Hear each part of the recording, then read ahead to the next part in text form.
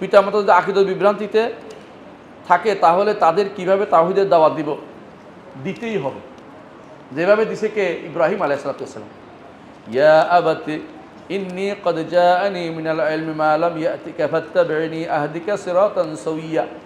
প্রিয় পিতা, প্রিয় পিতা, প্রিয় পিতা, কান্দে কাইটা হাত পা ধইরা যেমনি পারেন হাত পা ধরা বুঝছি আর বাংলাদেশের ভাষা, যদি পা ধরার বাবা তো ধরতেই পারেন কথা, কিন্তু অন্য কারো পা ধরার নিয়ম নেই। তো হাত পা ধরে বুঝে বাবা এটা কিন্তু শেষ, আপনি ইমান শেষ, আখিরাতে শেষ, এটা বলবেন। যত রকমের সুন্দর ব্যবহার করে তারাই বুঝাবেন। ছাড় দিবেন না যে বাবা রাগ করবে, ওইটা ছাড় চলবে না। তাওহীদের জায়গাতে ছাড় চলবে না, যে এটা বললে যদি বাবা রাগ করে এটা বলবেন না, যেমনি হোক তাকে বলতে হবে। আপনি যেমন জানেন আপনার সন্তান যদি কোনো আগুনে পুড়ে যায় সেটা আপনি কি করবেন? টেনে নিয়ে আসেন, বলেন না যে ছেলে রাগ করবে, আগুন সুন্দর, ছেলে ধরুক, এটা বলেন নাকি? বাবা তো বাবার সাথে সুন্দর ব্যবহার করবেন, কিন্তু সাইদ হিসাবে যেটা বলতেন জোর করে ধরে আস্তে বসাই দেন, সেরকম তাকে ছাড়বেন না, নাছোড় বন্ধা সে উদ্ধার রাখবেন, কিন্তু ব্যবহারটা সুন্দর করবেন। বাবা এটা হয় না, বাবা এটা হারাম, বাবা শিরক, শোনেন না, দলিল শোনেন, বলতে থাকবেন বলতে থাকবেন, একদিন আল্লাহ তাআলা তার ভাবান করবেন, তার ভাবান, তখন তাকে নিয়ে যাবেন আলেমের কাছে নিয়ে বুঝাতে থাকবেন।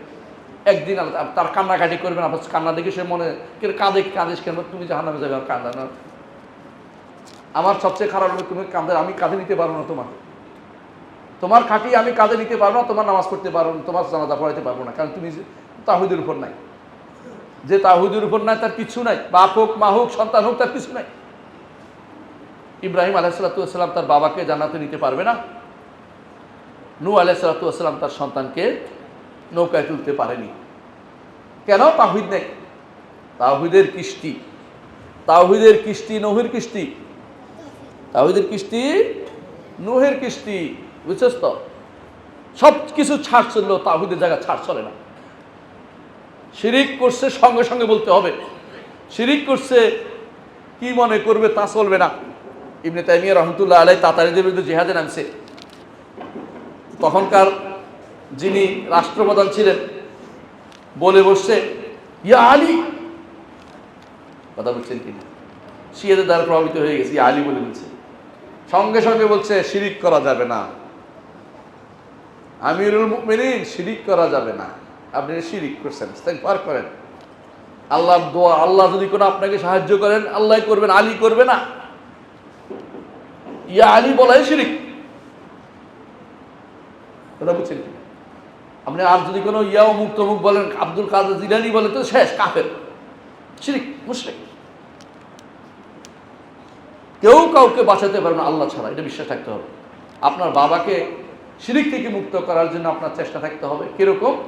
যেভাবে ইব্রাহিম আলাইহিস সালাম চেষ্টা করেছেন, যেভাবে মুহাম্মদ রাসূলুল্লাহ সাল্লাল্লাহু আলাইহি ওয়াসাল্লাম তার চাচার ব্যাপারে চেষ্টা করেছেন, মৃত্যুর আগ মুহূর্ত পর্যন্ত লেগেছিলেন। ইয়া কি বলছেন? ইয়া আম, ইয়া আম, কালিমা, কালিমা, একটা কালিমা কি? লা ইলাহা ইল্লাল্লাহ, আল্লাহ ছাড়া কারো ইবাদত করবো না, কারো কাছে চাইবো না, কেউ কিছু করতে পারে না, কবরবাসী কিছু করতে পারে না, কবরবাসী বিপদে আছে, তারা এটা বুঝাবে। যেভাবে বুঝাইছে কে? মুহাম্মদ রাসূলুল্লাহ তার চাচাকে বুঝাইছেন। বাপ তো নাই, ছিল না, মরে গেছে, বাপ তো আগে মরে গেছে, মা তো মরে গেছে, চাচা তাকে লালন পালন করছে, চাচাকে কষ্ট করে বুঝাইছে, দাদাকেও নবুয়ত অবস্থায় পায় নাই, নবুয়ত অবস্থাতে চাচাদের জন্য অনেক কিছু করে, চাচারা তার জন্য, যারা ঈমান আনছে 2জন 3জন, এরাই শুধু সার, আর বাকি যারা ঈমান আনেনি তাদের জন্য তিনি তো কষ্ট করেছেন, ঈমান আনার জন্য আনে নাই তারা। আবু তালেবের জন্য তিনি, আবু তালেবও তার জন্য চেষ্টা করেছেন, ভাতিজা হিসাবে, দায়িত্ব হিসেবে পালন করেছেন, কিন্তু তিনি চেষ্টা করেছেন তাকে জান্নাতে নেওয়ার জন্য চেষ্টা করেছেন।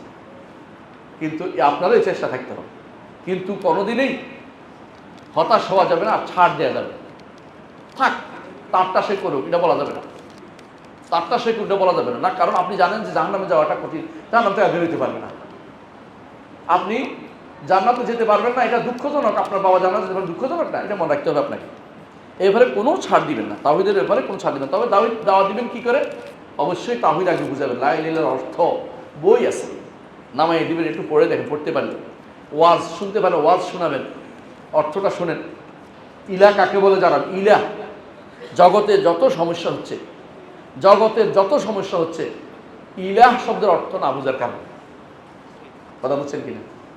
ইলা কাকে বলে এটা না বুঝার কারণে যত সমস্যা এখন পর্যন্ত গণতন্ত্র পূজারীদের ইলা কি? গণতন্ত্র। সমাজতন্ত্রদের ইলা কি? সমাজতন্ত্র। সেকুলারদের ইলা কি? সেকুলার তন্ত্র। যার জন্য মানুষ নিজেকে নিবেদিত করতে পারে, যার জন্য জীবন দিতে পারে, যার জন্য সবকিছু করতে পারে, সেটা ইলা।